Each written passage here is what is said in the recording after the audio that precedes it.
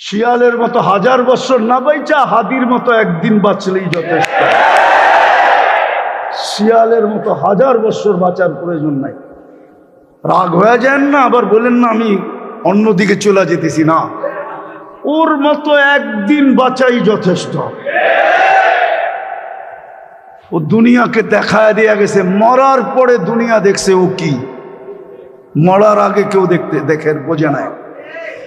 বাইচা থাকলেও মনে হয় মানুষ এতটুকু বুঝতো না, মরার পরে যতটুকু বুঝছে, ঠিক না? মরার পরে যা পাইছে জানাজা দিয়া, এটি আহমদ ইবনে হাম্বল রহমতুল্লাহ আলাইহি বলছে, দুনিয়ার কিছু মানুষ তার পরিচয় দেয় জানাজা দিয়া। কি দিয়া? কি দিয়া? কি দিয়া? আবার জানাজাও দুই প্রকার, কোয়ালিটি আছে। কোন জানাজায় কোন কোয়ালিটির মানুষ আসলো? বহু জানাজায় কোয়ালিটির মানুষ আসে, জানাজায় যে উজু করে আসতে হয় এটা পর্যন্ত জানে না। জানাজার দোয়া তো জানেই না, জানাজায় যে উজু করে আসতে হয় এটাও জানে না। ও উজু ছাড়াই চলে আসছে জানাজা পড়তে। কইখানে তো সেজদাও নাই, রুকুও নাই, আবার উজুর দরকার হবে কেন? কিন্তু এটা যে নামাজ এটাও জানে না। তো জানাজার ভিতরে সমাগমের কোয়ালিটিও দুটা আছে। যাক, এটা আমার আলোচ্য বিষয় ছিল না। যেটা আমি বুঝাইতেছিলাম, দিন আমার জন্য কেন, দিন আমাকে শিখতে হবে কেন?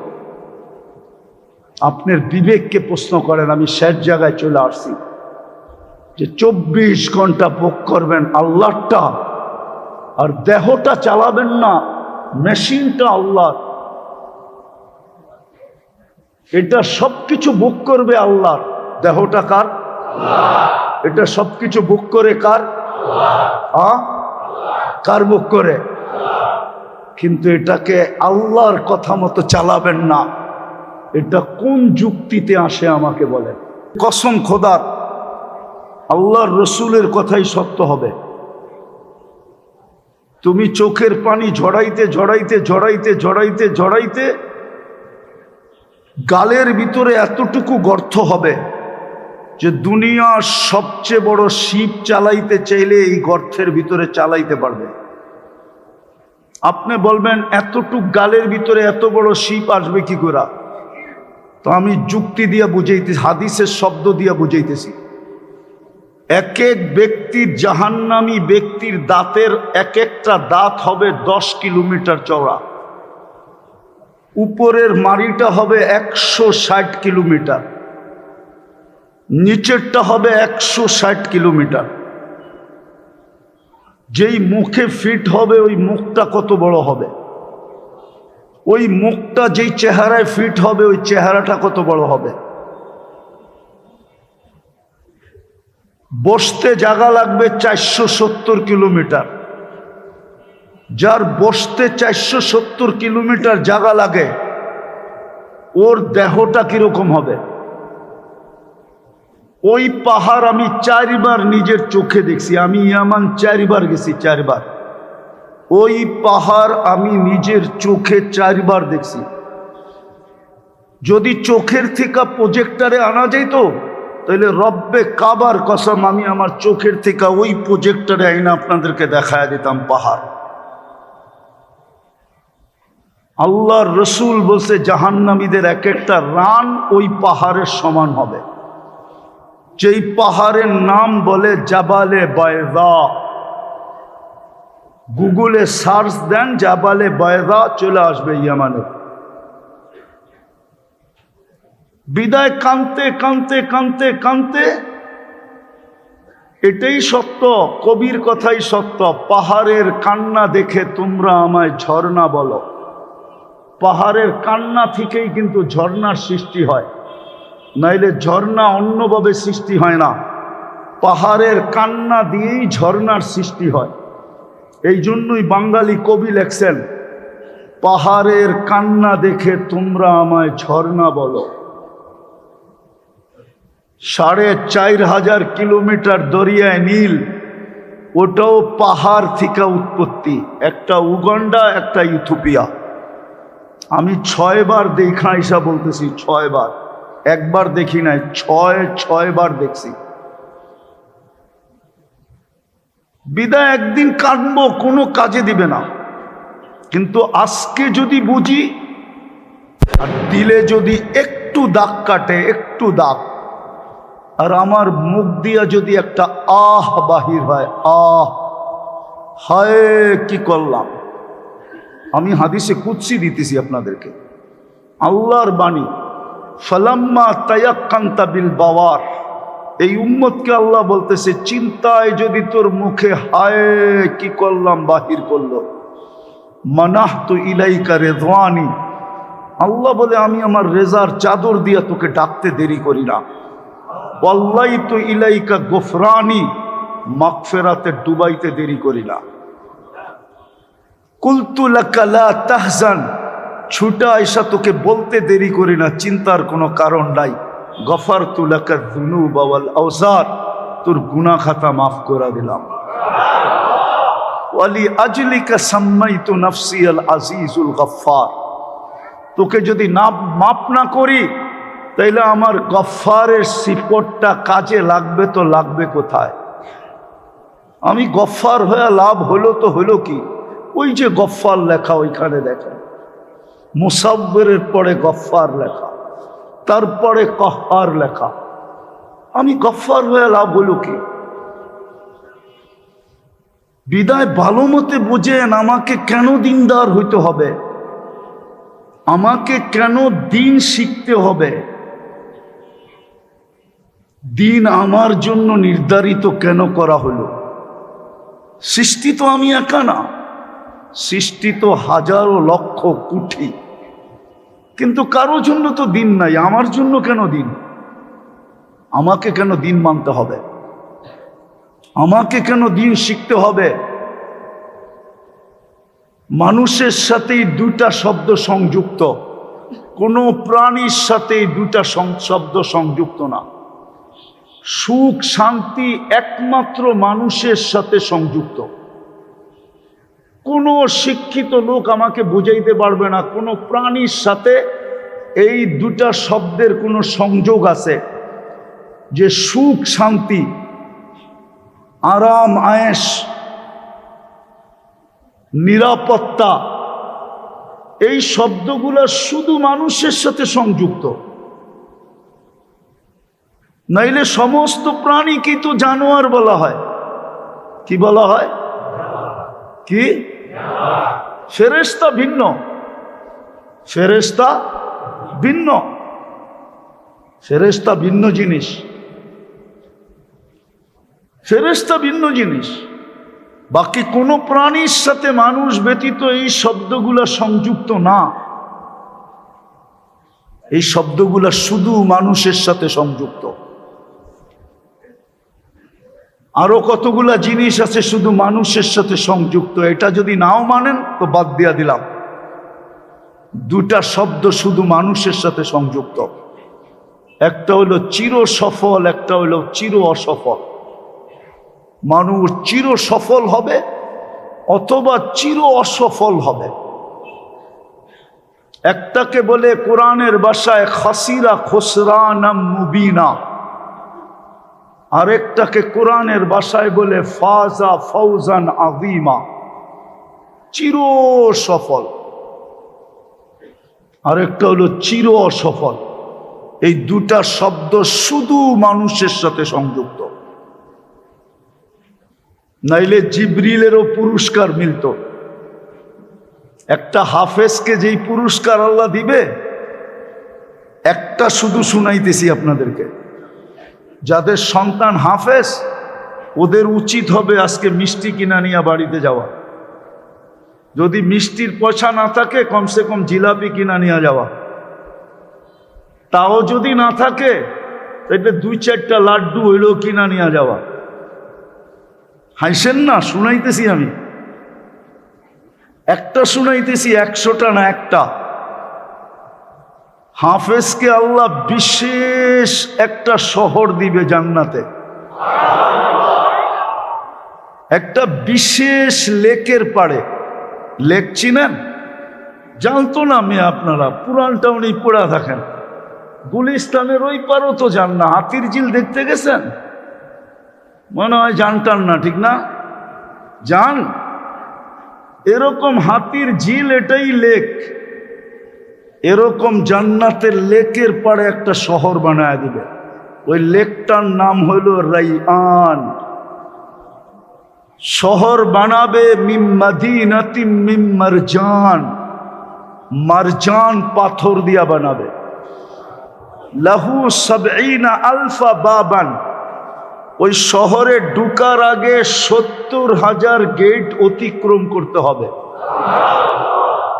আলা কুল্লি বাবিন সাবঈনা আলফা মালাইকাতান, প্রত্যেক গেটে 70,000 ফেরেশতা প্রটোকল দেওয়ার জন্য উপস্থিত থাকবে। 70,000 গেট যখন অতিক্রম করবে, শেষ হবে, তো 490 কোটি ফেরেশতার সেলুট শেষ হবে। শুধু সেলুট দিবে না, প্রত্যেক ফেরেশতা আবার উপটোকন দিবে, আবার মুখে স্লোগান দিবে, হাদা কিরামাতান লিল কুরআন, কোরআনকে সিনায় ধারণ করার জন্য তোমাকে এই উপটোকন দেওয়া হলো। হায় হায় হায়। কিন্তু জিবরিল আলাইহিস সালামকে দিবেন না, উনি কিন্তু হাফেজ। জিবরিল আলাইহিস সালামও কি কি জিজ্ঞেস করেন হাফেজ কিনা? হাফেজ না হইলে উনি আল্লাহর রসুলের সাথে দাওয়ার করতেন কি করে? দাওয়ার আপনি বুঝবেন না, হুজুররা বোঝে দাওয়ার। জিবরিল আলাইহিস সালাম কোরআন শুনাইতেন, আল্লাহর রসুল শুনতেন, আল্লাহর রসুল শুনাইতেন, জিবরিল আলাইহিস সালাম শুনতেন। ওই যুগে এই কোরআনের কপি ছিল না যে উনি খুইলা খুইলা শুনতেন, না, ওনার মুখস্থ ছিল, উনি মুখস্থ শুনতেন, হাফেজ ছিলেন। কিন্তু ওনার তো মিলবে না, কেননা সফলতার সম্পর্ক ওনার সাথে নাই। ওনার সাথে সম্পর্ক হলো শুধু সেবার। উনি আজও সেবা দিতেছেন, কালো সেবা দিবেন। তো দুইটা শব্দ একমাত্র মানুষের সাথে সংযুক্ত, যেটাকে কোরআনের ভাষায় বলে ফাউজান আযীমা, আর কোরআনের ভাষায় বলে খাসিরা খুসরানাম মুবিনা। দুটার চিত্রই আল্লাহর রসুল দেখাইছেন। যে খাসিরা খুসরানাম মুবিনা হবে, ও কানতে কানতে কানতে কানতে নিজের গালের ভিতরে এত বড় সমুদ্র প্রবাহিত করবে কান্নার পানি দ্বারা, দুনিয়ার যত বড় শিপ মনে চায় চালাইতে পারবে, কিন্তু আল্লাহ একবারও ওর দিকে তাকায়া দেখবে না, একবারও ভ্রুক্ষেপ করবেন না, একবারও তাকায়া দেখবেন না। কসম, একবার তাকায়া দেখলেও হইতো, কিন্তু দেখবেন না। 1000 বৎসর পরে ওকে চিৎকার দেওয়ার ক্ষমতা পর্যন্ত ছিনিয়ে নেওয়া হবে, তারপরে মুখে সিল গালা মেরা দিবে। তা আমি যেটা বুঝাইতেছিলাম, দিন আপনার আমার কেন, কেন দিন মানতে হবে, কেন দিন শিখতে হবে? এটা তো একটা দিক গেল।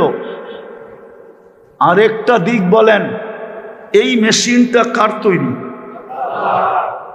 মানুষ নামের মেশিনটা কে তৈরি করছে? যে সারা দুনিয়ার টেকনোলজিকে অস্তিত্ব দিল, সারা দুনিয়ার টেকনোলজিকে অস্তিত্ব দিছে মানুষ। সারা দুনিয়ার টেকনোলজিকে অস্তিত্ব দিছে মানুষ। মানুষটাকে কে অস্তিত্ব দিছে? টেকনোলজি চালাইতে যদি আবিষ্কারকের প্রত্যেকটা জিনিসকে অক্ষরে অক্ষরে মানতে হয়, আর এটাই যদি আমরা মাথা পাইতা মাইনা নেই, তাহলে আপনি আমাকে যুক্তি দিয়া বুঝান এই মেশিনটা কে বানাইছে? এটাকে চালানোর কোনো রীতিনীতি নাই না, এটা আপনার মন মতো চালাবেন। কিন্তু হ্যাঁ, এইখানেও একটা কথা আছে, ইচ্ছা স্বাধীনতা আল্লাহ দিছেন, আমাদেরকে সুযোগ দিছেন, তুই মন মতো চালাইতে পারিস, আমরা বাধা সৃষ্টি করব না। কিন্তু আমরা তোদেরকে বুঝাইতেছি, কেননা দুটা শব্দ তোমার সাথেই সংযুক্ত। সফলতা অসফলতা তোমার সাথেই সংযুক্ত, আর কোনো সৃষ্টির সাথে সংযুক্ত না, তোমার জন্যই প্রযোজ্য, আর দুনিয়ার কোনো সৃষ্টির জন্য প্রযোজ্য না।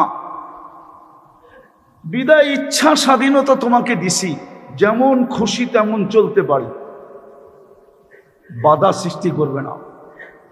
নাইলে আপনাদেরকে যুক্তি দিলে মানবেন কিনা জানি না, 24 ঘন্টা ভোগ করবো আল্লাহটা, আর আল্লাহর নীতি মানবে না, এটা সম্ভব? তো সম্ভব কি করে বলেন?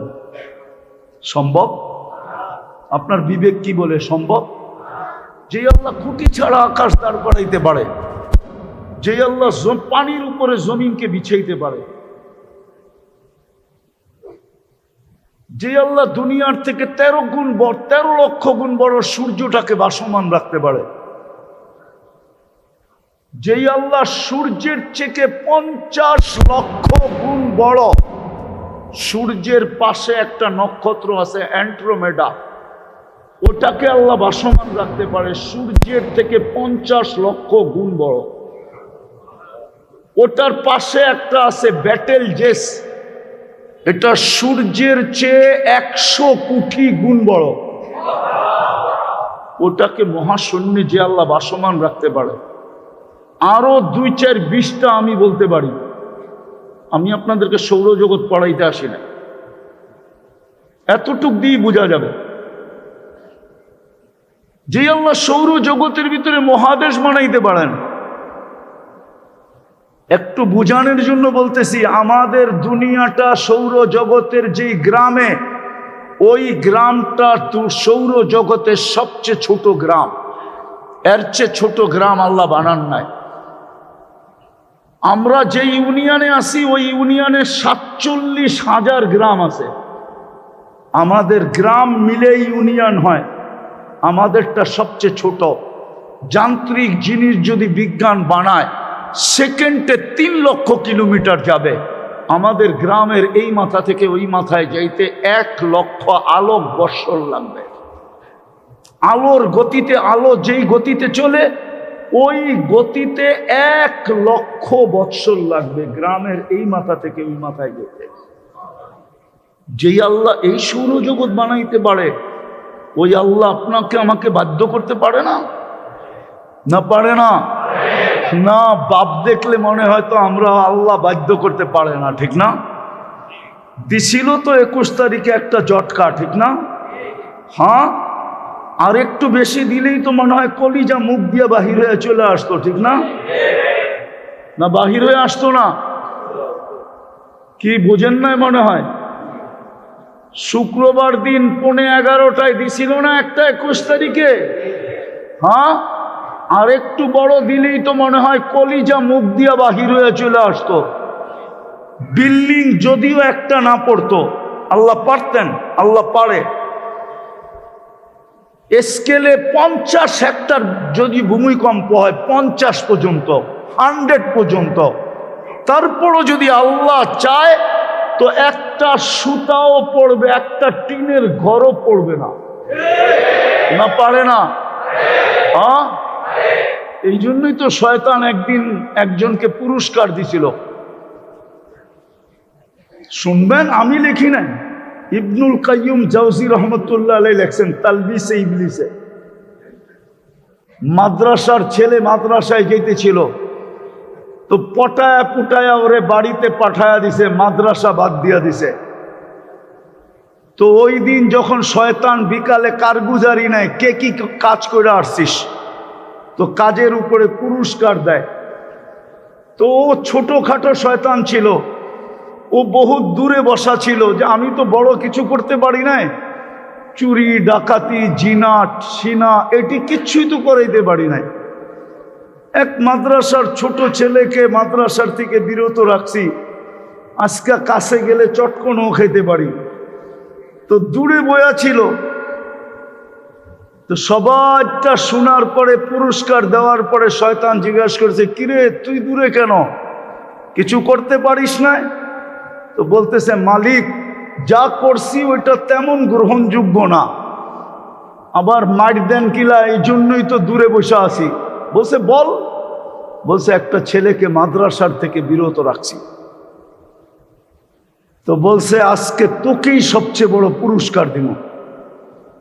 তো সবগুলা বলতেছে এটা কেমন ইনসাফ হইল, মার্ডার করাইলাম, জিনা করাইলাম, বিবাহ বিচ্ছেদ করাইলাম, চুরি করাইলাম, ডাকাতি করাইলাম, আরো কত বড় বড় কবিরা গুনাহ করাইলাম, সবচেয়ে বড় পুরস্কার বলে ল্যাংড়ারে দিবে।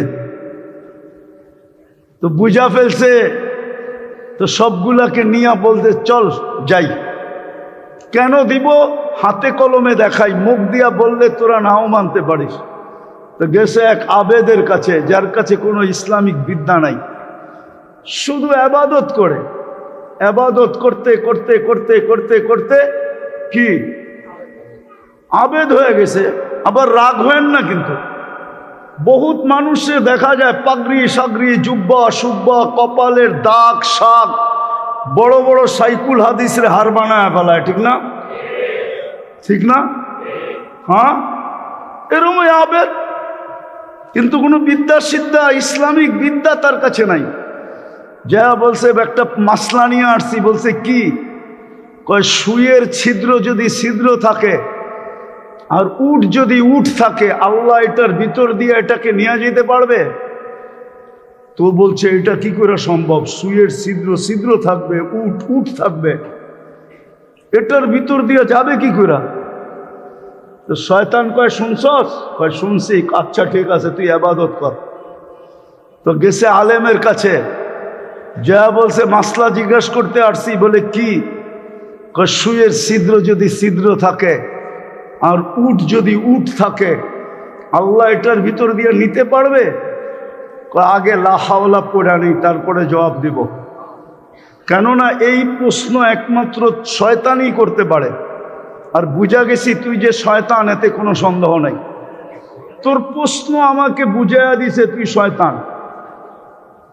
লা হাওলা পড়ছেন জুড়ে, তারপরে বলছে শুন, সুইয়ের ছিদ্র যদি আরো 100 না লক্ষ গুণ ছোট হয়, উট যদি লক্ষ গুণ বড় হয়, আর আমার আল্লাহ যদি চায় তো হাঁটায়া পার করাবে না, দৌড়ায়া পার করাবে।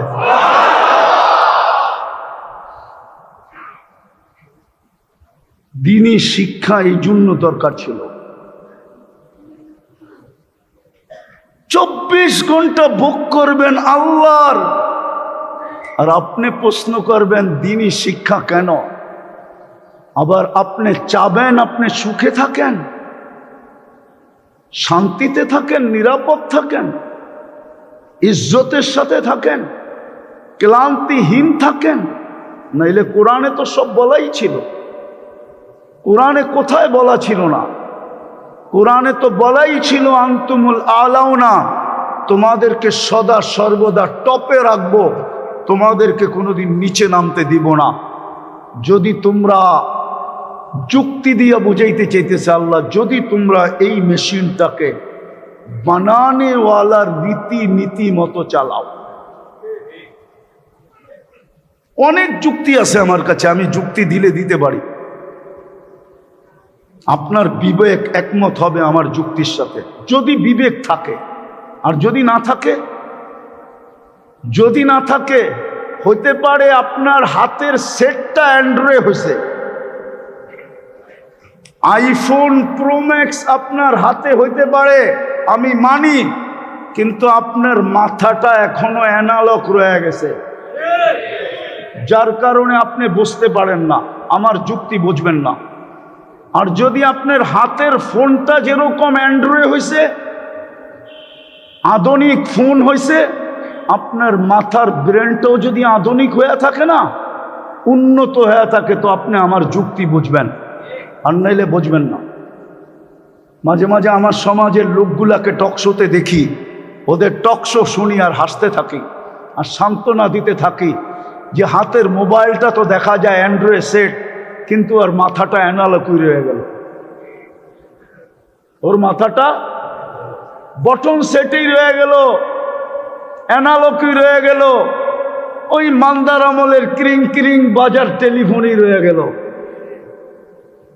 ওটা আর অ্যান্ড্রয়েড হইল না। হইলে ওর বুঝে আসতো যে আমাকে তৈরি কে করলো, এই মেশিনটা বানাইলো কে,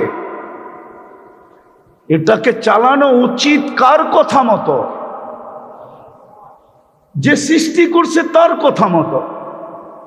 আমি তো ভোগ করি সারাদিন ওনারটাই, আপনি কোনটা আপনার ভোগ করেন বলেন? রাগ হয়ে যান না পুরান ঢাকার মানুষ, আপনারা আমার শ্বশুর বাড়ির মানুষ, তো রাগ হয় না। আমার শ্বশুর বাড়ি তো পুরান ঢাকায়, বুঝছেন না, বেশি দূরে না, শমশাবাদ। রাগ হয় না। যদি অক্সিজেনের বিল নিতেন না, পানির দামে অক্সিজেনের বিল, যদি পুরান ঢাকাওয়ালাদেরকে আল্লাহ বলতেন তোদের বাড়িগুলা সব ঠিক কর, রাস্তাগুলা ঠিক কর, দুই বাড়ির ভিতরে দূরত্ব তৈরি কর, আমি আর কষ্ট করে তোদের বাড়িতে অক্সিজেন ঢুকাইতে পারবো না, তাইলে বোঝা যাইতো আপনার বাড়ির কাঠা কতটুকু থাকে। রাগ হয়ে গেলেন? হ্যাঁ, রাগ হয়ে গেলেন? সূর্যের আলো ঢোকে না, আল্লাহ যদি বলতো যে রাস্তা কর, আমি আর নিজের প্রযুক্তি দিয়ে তোদের বাড়িতে অক্সিজেন ঢুকাবো না। তোরা তো চতুর্দিক দিয়ে কোনো জায়গায় ছাড়স নাই, পিছনেও বন্ধ, ডাইনেও বন্ধ, বামেও বন্ধ, সামনেও একটু খোলা। আল্লাহ যদি বলে অক্সিজেন এই ভিতরের কামরায় ঢুকাইতে পারবো না, বিল দিয়ে ঢুকাইয়া দিব, নাইলে ঢুকাবো না, তাইলে বোঝা যেত ডেলি অক্সিজেনের বিল দিতে কত লাগে। আচ্ছা, সব বাদ দিলাম, ডেলি অক্সিজেন নেই, এটা যদি পানির দামে বিল দিতে হতো, ডেলি 16,500 টাকা দিতে হতো। ঢাকার মানুষ রাগ হয়েন না, বাড়িওয়ালা হইলে কি হবে, আপনি কতটুকু অ্যাবিলিটি রাখেন ডেলি 16,500 টাকা বিল দেওয়ার ব্যাপারে? মাসে তো 4,95,000 টাকা বিল দিতে হতো। কোন বাড়িওয়ালার এরকম আছে যে মাসে 4,95,000 টাকা ইনকাম হয়, ভাড়া পায়, ব্যবসায় আয় হয়? তারপরও তো পার হেড প্রত্যেক ব্যক্তির জন্য দিতে হতো 30 টাকা লিটার, 30 টাকা। আপনি আর আমি 550 লিটার অক্সিজেন নেই। আরে সারা দুনিয়ার বাদ দেন, আমি মুসলমানদের ব্যাপারে বলতেছি, সারা দুনিয়ার মানুষ নিয়ে বলতেছি না। মুসলমানদের উচিত ছিল দিন শিখা, উচিত ছিল দিন মতে চলা, উচিত ছিল আল্লাহর হুকুম মানা, উচিত ছিল আল্লাহর দিন সন্তানকে শিখানো। এতটুক শিক্ষা দরকার ছিল যতটুক না হইলেই নয়। মোটা মোটা শিক্ষা দাওরা পাশ করতে হবে না। কে বলছে আমার মতো দাওরা পাশ করতে হবে আপনাকে? কে বলছে আপনাকে মুফতি হইতে হবে? কে বলছে আপনাকে মুহাদ্দিস হইতে হবে? কে বলছে আপনাকে শাইখুল হাদিস হইতে হবে? ইমাম গাজালি রহমতুল্লাহ আলাইহি লেখা দিছেন, ওনার কিতাব আছে তলাবুল ইলমি ফরিদা, কিতাবের নাম ওই হাদিস দিয়া কিতাবের নাম দিছেন। কতটুক বিদ্যা শিক্ষা করা, কতটুকু শিক্ষা করা, কোন কোন বিদ্যা শিক্ষা করা, কতটুক বিদ্যা শিক্ষা করা আপনার জন্য জরুরি ছিল। আপনার সন্তানকে শিখানো জরুরি ছিল, প্রতিবেশীকে, এলাকার মানুষকে শিখানো জরুরি ছিল, ঘরের মানুষগুলোকে শিখা জরুরি ছিল। তাইলেই কিন্তু আমরা সুখে থাকতাম, কোরআনের কথা সত্য হইতো। তোমাদেরকে উপরে রাখবো, কোনোদিন নিতে আসতে দিব না, তোমরা টপে থাকবে, টপে। উলাইকা লাহুমুল আমান, দুনিয়া তোমাদের কাছে নিরাপত্তা নেওয়ার জন্য দুনিয়া আসবে, তোমাদের দুনিয়ার কাছে নিরাপত্তা চাইতে হবে না, বরং তোমরা নিরাপত্তা সারা দুনিয়াকে এক্সপোর্ট করবে, এক্সপোর্ট। আজকে তো আমরা সারা দুনিয়ার কাছে নিরাপত্তা চাই, সারা দুনিয়া তোমাদের কাছে নিরাপত্তা নিতে আসবে। কোরআন বলে উলাইকা লাহুমুল আমান, কোরআন বলে লাহুম রিজকুন কারীম, তোমাদেরকে আমি ইজ্জতের সাথে পালবো, তোমাদের মাথার ঘাম আমি পায়ে ঝরতে দিব না। যদি ঝরতেও দেই তাইলে তুমি ঘরে পা দিতে দেরি, তোমাকে আমি নিষ্পাপ বানাইতে দেরি করব না। আমি হাদিস বলতেছি, হাদিস। শ্রমিক যখন সারাদিন শ্রম দিয়া বাড়িতে ফিরে, রব্বে কাবার কসম, আল্লাহ বলে, আল্লাহর রসুল বলে, ও ঘরে পা দিতে দেরি কায়াউমিন ওয়ালাদাতুন উম্মু, তার মা যেদিন জন্ম দিছে ওই দিনের মতো নিষ্পাপ হইতে সে দেরি হয় না। আল্লাহ বলে তোমাকে ইজ্জতের সাথে পালবো। ইন্না নানানসুরু, আমাদের ডিফেন্স 24 ঘন্টা উপস্থিত থাকবে। একজন চাইলেও আমরা আমাদের ফেরেশতার ডিফেন্স পাঠায় দেব। আমরা আমাদের সৈনিক দিয়া, সৈন্য দিয়া তোমাদেরকে সাহায্য করব। একজনের সাহায্য দরকার হবে, আমরা একজনকে করব। 100 জনের দরকার হবে, 100 জনকে করব। 1000-এর দরকার হবে, 1000-কে করব। পুরা জাতির দরকার হবে, পুরা জাতিকে আমরা সাহায্য করব। কোরআন উঠান, আপনি দেখেন, মিলান। 313 জনের কাছে তলোয়ার কাটা ছিল, হুজুরে জিজ্ঞেস করেন। এইখানে ওলামা আছে, ওনাদেরকে জিজ্ঞেস করেন। 313, ইসলামের প্রথম যুদ্ধ, ঐতিহাসিক যুদ্ধ, ঐতিহাসিক বিজয়। বিজ্ঞান এখনো গবেষণা করে কুল কিনারা পায় নাই। আমার সাথে চলেন, কোথায় গবেষণা হইতেছে আমি আপনাকে নিয়ে যাব। বদর নিয়ে এখনো গবেষণা হইতেছে, যে 313 জনের তলোয়ার মাত্র 3টা, অপরদিকে 1000 তলোয়ার 1100। 313 জন জিতলো কি করে? ঐতিহাসিক জিত। মারা গেল এতজন, বন্দী হইল এতজন, কি করে জিতলো? বিজ্ঞান এখনো গবেষণা করতেছে। আমার বিশ্বাস না হলে আমার সাথে চলেন, কিন্তু ভিসা আপনার লাগাইতে হবে, আমি লাগাইয়া দিব না। চলেন, আপনাকে আমি নিয়ে দেখায় দিব যে এইখানে গবেষণা করতে হইতেছে। এখনো বদর নিয়ে এখনো গবেষণা হইতেছে। বিজ্ঞানের মাথা নষ্ট, কি করে সম্ভব? আল্লাহ বলে আমরা সাহায্য করব, কিন্তু মুসলমানের সাহায্য কোথায়? হইলে ফিলিস্তিনে হয় না কেন? হইলে আমাদের দেশে হয় না কেন? সাহায্যের তো কোনো চিহ্ন দেখি না। দিন দিন মুসলিম দুনিয়ার অবস্থা খারাপ হইতেছে। দিন দিন আমাদেরকে দুনিয়া আগাছা মনে করতেছে, অথচ আমাদের দ্বারা লালিত পালিত। বলেন সুইস ব্যাংকে কার টাকা বেশি? উনি বলুক, উনি তো বড় ব্যবসায়ী, বলুক সুইস ব্যাংকে কাদের টাকা সবচেয়ে বেশি? বলেন না। সব মুসলমানের টাকা সবচেয়ে বেশি। কোন সুইজারল্যান্ডওয়ালাদের টাকা সুইস ব্যাংকে নাই। আমি ওদেরকে চিনি, আমি সুইজারল্যান্ড গিয়ে আসছি, আমি চিনি। ওরা তো পুরা মাস বাকি খায়, ওদের আবার ব্যাংকে টাকা থাকবে কোত্থেকে? ওরা তো ক্রেডিট কার্ড দিয়ে কিনা বেচা করে। মাসের শেষে ওদের বেতন তো ওরা চোখে দেখে না, ওদের বেতন তো যায় ব্যাংকে। যেই যেই জায়গার থেকে খাইছে ব্যাংকের থেকে ওই অ্যাকাউন্টে টাকা চলে যায়। ওর টাকা থাকে তো থাকে কোত্থেকে? হাতের করে গণা কয়েকজন লোকের টাকা থাকতে পারে সুইস ব্যাংকে। আর সুইস ব্যাংক তো বড় আমাদের দেশের টাকা দিয়া, মুসলমানদের টাকা দিয়া বড়, নাইলে লক্ষ লক্ষ কোটি টাকা কোথায় গেল? গড়তে গড়তে যে সুইস ব্যাংকে পড়ছে। বাংলাদেশের যত নদী দেখেন না, আঁকা বাঁকা হইতে হইতে যে বঙ্গোপসাগরেই পড়ছে। সমস্ত টাকা ঘুরতে ঘুরতে যে সুইস ব্যাংকেই পড়ছে। মুসলমানদের টাকা দিয়ে দুনিয়ার সমস্ত ইন্টারন্যাশনাল ব্যাংকগুলো চলে। বলেন মুসলমানের চেয়ে দামি ঘড়িকে ব্যবহার করে।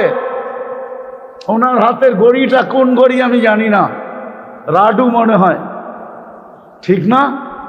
হ্যাঁ, সার্চ দিয়া দেখেন কয় টাকা দাম। আর বিল গেটসের হাতের ঘড়িটা এখনো যেটা লাগানো আছে, যে দেখেন কয় টাকা দাম। ওর কোনো প্যান্ট যদি কেউ $300 উপরে কেউ দেখাইতে পারে আমাকে, ওর জুতা আমার গাল। 300 টাকার উপরে ওর কোনো প্যান্ট নাই, $300 উপরে শার্ট নাই। সবচেয়ে বেশি ব্র্যান্ড ব্যবহার করে মুসলমান। দুনিয়ার কোন ধনকুলের সন্তানের এন্টার গাড়ি আপনি 24 ক্যারেট সোনায় মোড়ানো দেখাইতে পারবেন না। যদি হইতো তাইলে বারাক ওবামার মেয়ে কফি হাউসে চাকরি করতো না। মনে হয় এটা আপনারা জানেন না, ঠিক না? নেটে সার্চ দেন, এখনই পাবেন ওর ছবি সহ কফি হাউসে চাকরি করতেছে। অথচ দুবাই প্রেসিডেন্টের যুবরাজের একাধিক গাড়ি 24 ক্যারেট সোনা দিয়া মোড়ানো। দুনিয়ার কোন প্রেসিডেন্টের গাড়ি এন্টার গাড়ির পার্ট যদি সোনার থাইকা থাকে, ওটা ব্রুনাইয়ের প্রেসিডেন্টের এন্টার গাড়ির পার্ট সোনা দিয়া বানানো। মুসলমান সবচেয়ে বেশি জিনিস ব্যবহার করে। দুনিয়ার যে কোনো প্রসাধনী বলেন, হয় বুঝাইতে তো পারলাম না, বুঝতেও পারলাম না। আমাদের ঘরে যেই ব্যবহৃত প্রসাধনী আর কাপড় চোপড় আছে, মুসলমান যদি আজকে বলে 10 বছরের জন্য আমরা কেনাকাটা অফ করে দিলাম, কাল সকালে দেখবেন সারা দুনিয়ায় কেমন চিৎকার শুরু হয়। তা ওনার ঘরে কাপড় যেটা ব্যবহৃত নাই, যেটা 20 বছর চলবে, জিজ্ঞাসা করেন। আপনাদের ঘরে নাই? 2, 4, 5 বছর চলবে নাই? একটা সুতা না কিনলেও চলবে নাই? শুধু কিনতে হবে কি? লবণ, শাক সবজি, ঠিক না? হ্যাঁ, যদি মেকআপ শেকআপ আমাদের ঘরে, ঢাকা শহরের, ঢাকার পুরান ঢাকার প্রত্যেকটা বাসা একটা মিনি কসমেটিক্সের দোকান। ভালো মতে তাকাইলে দেখা যাবে একটা মিনি সুপার মার্কেট। এত হাড়ি পাতিল আছে যে আজ পর্যন্ত একটা হাড়ি পাতিল চিৎকার দিতেছে, আমাকে ব্যবহার করলি না, করলি না, আপত্তি নাই, মাঝে মাঝে একটু ছুঁয়া দেখতি, ছুঁয়েও তো দেখে না বৎসরের পর বৎসর, ঠিক না? পুরান ঢাকার ঐতিহ্য কি ছিল? হাড়ি পাতিল দিয়ে ঘর সাজানো, ঠিক না? সত্য তো? ভুলে গেছেন না? মনে হয় ভুলে গেছেন। আমি আপনাকে জামাই তো, এই জন্য একটু গভীরেরটা চিনি আর কি, জানি, অন্য কেউ জানে না। হ্যাঁ হ্যাঁ। অথচ আমরা যদি আজকে এলান দেয় মুসলমান যে আমরা সম্মিলিতভাবে রাষ্ট্রীয়ভাবে 5 বছর কোনো কিনা বেচা করব না, শুধু ডাল ভাত ছাড়া, লবণ তরকারি ছাড়া, তেল সেল ছাড়া, যেটা একান্ত দরকার ওটা ছাড়া 5 বছর কিচ্ছু কিনবো না, রাষ্ট্রীয়ভাবে ঘোষণা হোক। দেখেন না কেমনে সিধা হয় দুনিয়া। খোদার কসম, ওদের সমস্ত তেল মাখবে না আপনার পায়ে, ওদের দামি দামি ঘি নিয়ে এসে আপনার পায়ে মালিশ করতে থাকবে।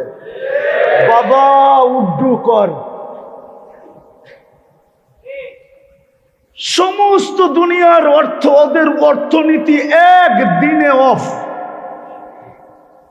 বেচে আপনার কাছে, নেয় আপনার কাছে, চলে আপনারটা দিয়া। বোম্মাইরা কি আপনাকে কিনাবে? যে বোম্মাইরা আপনাকে কিনাবে? কিনবো না, নিব না। মুসলমান যদি বলে, কিন্তু বলবে তো না।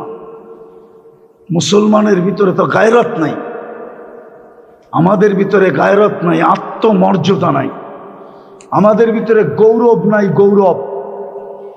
আমাদের মুসলিম যুবকদের ভিতরে গৌরব নাই। যদি গৌরব থাকতো যে আমি মুসলমান, তাইলে ওর সাজসজ্জা এরকম হতো না। মুসলিম নারীদের ভিতরে ইসলামের গৌরব নাই, তাইলে ওদের সাজসজ্জা এরকম হতো না, ওদের পোশাক আশাক এরকম হতো না, ওদের চালচলন এরকম হতো না, ওদের টুপির চুলের ডিজাইন এরকম হতো না। ওরা 50 টাকার চুল 500 টাকা দিয়ে কাটাইতো না, 1000 টাকা দিয়ে কাটাইতো না। ওরা ইন্টারনেটে যৌবন নিজের মাটিতে মিশাইতো না। আবার সরকার চিৎকার দেয় মাদক নিয়া, মাদকে আর যুবকের যৌবন কতটুক গেছে, আমি বৈধ বলতেছি না। মাদক মাদক তো ছুঁইলেও যৌবন চলে যায়, ছুঁইলে, খাইতে হয় না।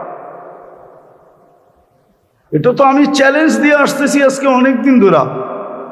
কোনো মাদক ব্যবসায়ী যদি আমার সাথে চ্যালেঞ্জ গ্রহণ করতে চায় তো পারে, আমি প্রস্তুত। দুনিয়ার যেই কোনো হাসপাতালে আমি ওকে চেক করাবো, ওর স্বাভাবিক যৌবন নাই।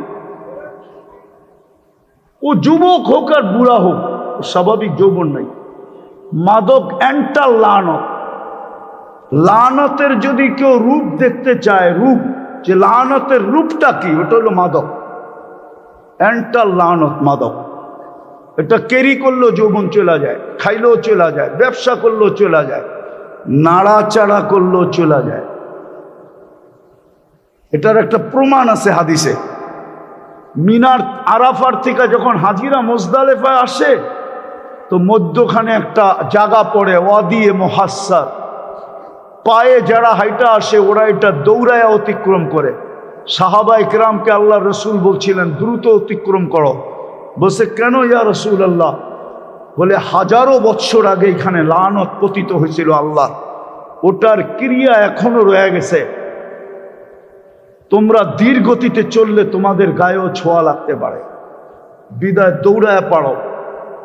আল্লাহর রসুলও দ্রুত গতিতে পার হয়েছেন। দ্বিতীয়, মাদকের চেয়ে বড় আমাদের যুবকের যৌবন মাটিতে মিশতেছে ইন্টারনেট দিয়া। কিন্তু আমার সুশীল চুপ, আমার বুদ্ধিজীবীরা চুপ, আমার সমাজের কর্ণধাররা চুপ, আমার সমাজের শিক্ষিতরা চুপ, এমনকি আমার সমাজের যারা সবচেয়ে বেশি জানে ডাক্তার, ওরা পর্যন্ত চুপ। কেউ কোনো কথা বলে না, শুধু আমরা একটু চিৎকার দিতেছি। আর আমাদের কথা কে নিবে? বারাটিয়া মোল্লার কথা কে নেয়? আমরা তো ইমামতি করি, কমিটি আমাদেরকে কানে ধরে চালায়। আমরা তো সমাজে থাকি, সমাজের মানুষ আমাদেরকে কচুরি পানা মনে করে, নাইলে আগাছা মনে করে। আমার দেশের মানুষ আমাদেরকে আগাছা, হুজুরদেরকে আগাছা মনে করে, আর আগাছা। আমাদের ভিতরে আত্মমর্যাদা নাই, আমাদের ভিতরে গৌরব নাই। গৌরব, অহংকার নিষেধ, গৌরব নিষেধ না। আমি একটু আগেও বলে আসছি, আমাদের উচিত মসজিদ মাদ্রাসা ছেড়ে দেওয়া। সভাপতিরে বইলা দেওয়া আপনি জুমা পড়েন, সেক্রেটারিরে বইলা দেওয়া আপনি ফজর আর এশা পড়েন, ক্যাশিয়ারে বইলা দেওয়ার দরকার আপনি আসর আর মাগরিব পড়েন, জোহর আরেকজনরে দিয়া দেওয়া দরকার, পড়ান। আমরা গেলাম, সালাম। আজকে থেকে রোজা থাকবো যতক্ষণ পর্যন্ত আল্লাহর থেকে সিদ্ধান্ত না আসে। নাইলে একবেলা খাবো, নাইলে রিক্সা চালাবো, নাইলে অটো চালাবো, নাইলে না খায়া মরা যাব। কি হবে? মৌতি তো হবে।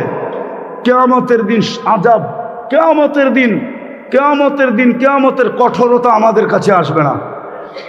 এই গৌরব আমাদের ওলামাদের ভিতরে আসা উচিত ছিল। ছেড়া চলে যাওয়া দরকার ছিল। কানে দইরা ঘুরানের চেয়ে ছেড়া চলে যাওয়া ভালো। হ্যাঁ, কি বলেন? হ্যাঁ, শিয়ালের মতো 1000 বছর না বাইচা হাদির মতো একদিন বাঁচলেই যথেষ্ট।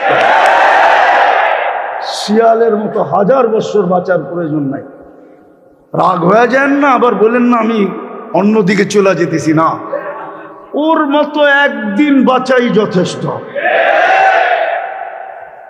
ও দুনিয়াকে দেখায় দিয়ে গেছে, মরার পরে দুনিয়া দেখছে ও কি। মরার আগে কেউ দেখে বোঝে নাই। বাইচা থাকলেও মনে হয় মানুষ এতটুকু বুঝতো না, মরার পরে যতটুকু বুঝছে। ঠিক না? মরার পরে যা পাইছে জানাজা দিয়া, এটাই আহমদ ইবনে হাম্বল রহমতুল্লাহ আলাইহি বলছে, দুনিয়ার কিছু মানুষ তার পরিচয় দেয় জানাজা দিয়া। কি দিয়া? কি দিয়া? কি দিয়া? আবার জানাজাও দুই প্রকার, কোয়ালিটি আছে। কোন জানাজায় কোন কোয়ালিটির মানুষ আসলো? বহু জানাজায় কোয়ালিটির মানুষ আসে, জানাজায় যে উজু করে আসতে হয় এটা পর্যন্ত জানে না। জানাজার দোয়া তো জানেই না, জানেই না। জানা যায় যে উঁচু করে আসতে হয় এটাও জানে না, ও উঁচু ছাড়াই চলে আসছে জানাজা পড়তে। কইখানে তো সেজদাও নাই, রুকুও নাই, আবার উঁচুর দরকার হবে কেন? কিন্তু এটা যে নামাজ এটাও জানে না। তো জানাজার ভিতরে সমাগমের কোয়ালিটিও দুটা আছে।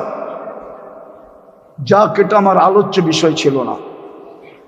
যেটা আমি বুঝাইতেছিলাম, দিন আমার জন্য কেন, দিন আমাকে শিখতে হবে কেন? আপনার বিবেককে প্রশ্ন করেন। আমি শেষ জায়গায় চলে আসছি যে 24 ঘন্টা ভোগ করবেন আল্লাহটা, আর দেহটা চালাবেন না, মেশিনটা আল্লাহ। এটা সবকিছু ভোগ করবে আল্লাহ। দেহটা কার? এটা সবকিছু ভোগ করে কার? কার ভোগ করে? কিন্তু এটাকে আল্লাহর কথা মতো চালাবেন না। এটা কোন যুক্তিতে আসে আমাকে বলেন? মেশিনটা বানাইলো কে? এটাকে চালায় কে? নাহলে আমি দেখাইতেছি আঙ্গুল দিয়ে, আপনার চোখে দেখার কোনো উপাদান নেই, আপনার কানে শোনার কোনো উপাদান নেই, আপনার মুখে বলার কোনো উপাদান নেই।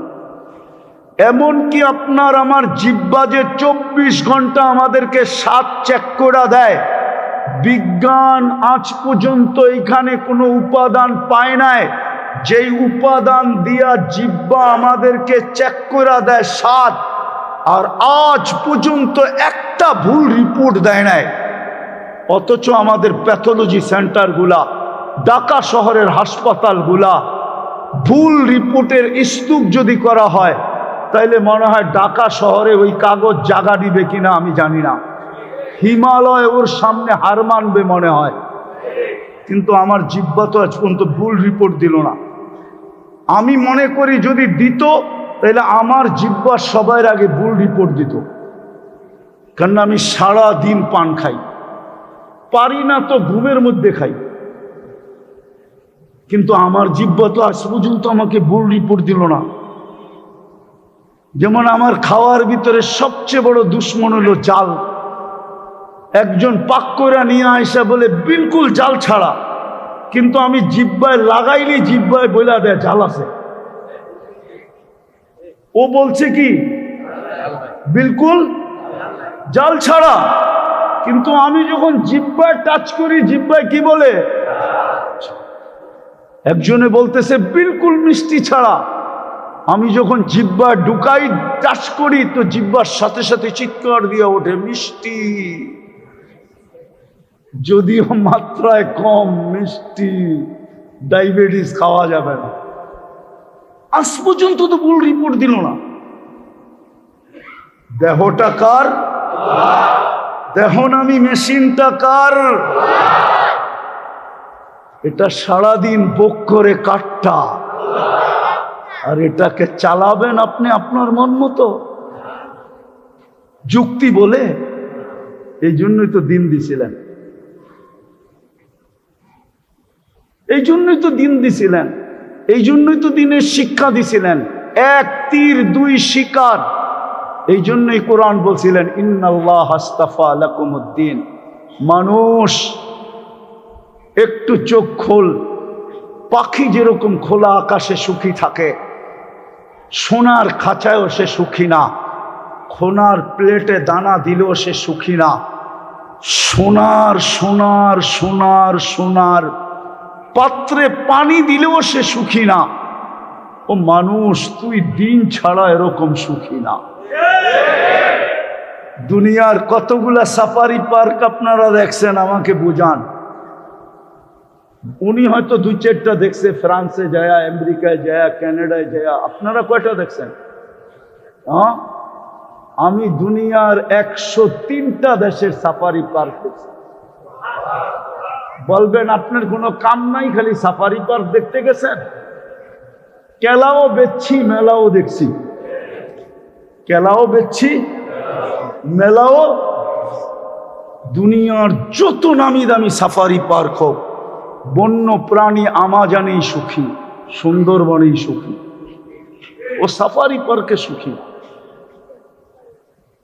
যদি আপনার বিবেক বন্য প্রাণী যদি বলতে পারে মালিক আমি খোলা আকাশ খোলা জঙ্গলে সুখী, সাফারি পার্কে সুখী না, ঘাম জড়ায়া শিকার ধরার ভিতরেই আমার সুখ, ডেলি দুপুরবেলা রান দিয়া যাওয়া এটা আমার ভিতরে সুখ না, তাহলে আপনি সৃষ্টির সেরা, আপনারও তো সুখের একটা পরিবেশ লাগার কথা। আল্লাহ বলে তোর জন্য দিনের পরিবেশ সুখের, তুই দিনদার হ, তুই সুখী হ।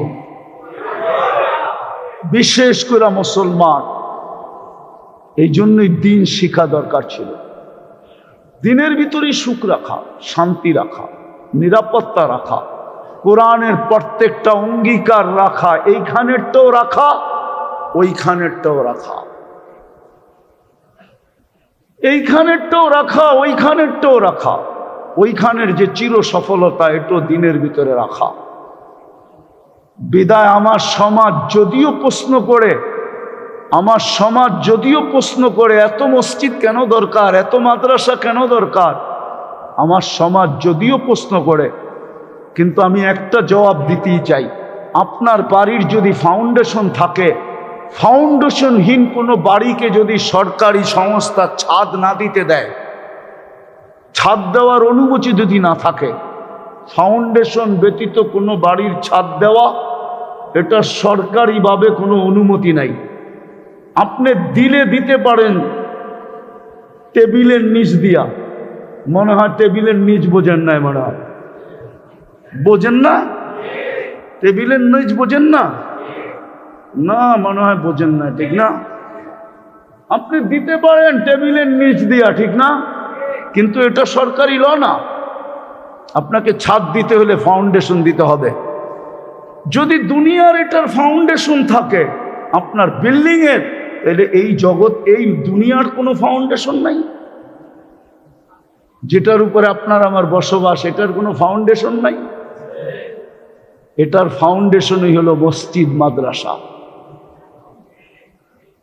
এটার ফাউন্ডেশনই হইল মসজিদ মাদ্রাসা, এটার ফাউন্ডেশনই হইল আলেম ওলামা আল্লাহওয়ালা, এটার ফাউন্ডেশনই হইল দিনদারি। দিনদারি নাইলে ট্যাবলেট খায়ও আপনার ঘুম আসবে না। সিসি ক্যামেরাও লাগানো আছে, দরজাগুলার ভিতরে তালাও লাগানো আছে, নিচে গানম্যানও বসা আছে, তারপরও ঘুমের ট্যাবলেট দিয়ে আপনার ঘুম আসবে না, আতঙ্কে থাকবেন। না জানি কি হয়ে যায়, না জানি কি হয়ে যায়, না জানি কি হয়ে যায়, না জানি কি হয়ে যায়। এরকম আমার সমাজে হাজারো মানুষ আছে।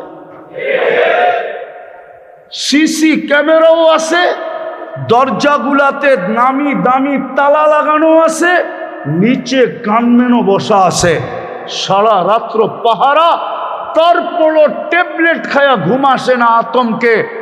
না জানি কি গোটা যায়, না জানি কি গোটা যায়, না জানি কি গোটা যায়, ঘুমও আসে না। অথচ গানম্যান বেতনও পায়, আবার ডাকার মশার কামড় খায়া গানটারে কোলের ভিতরে নিয়ে সারা রাত্র চেয়ারে বইয়া ঘুমায়ও কাটায়। আল্লাহ আমাদেরকে বুঝার তৌফিক দান করেন। এই জন্যই দিনের প্রয়োজন, এই জন্যই মাদ্রাসাগুলোর প্রয়োজন, এই জন্যই মসজিদগুলোর প্রয়োজন। বাংলাদেশ বেঁচে আছে এই জন্য, আমার কথা মাইনা নেন, বাংলাদেশ এই জন্যই বেঁচে আছে।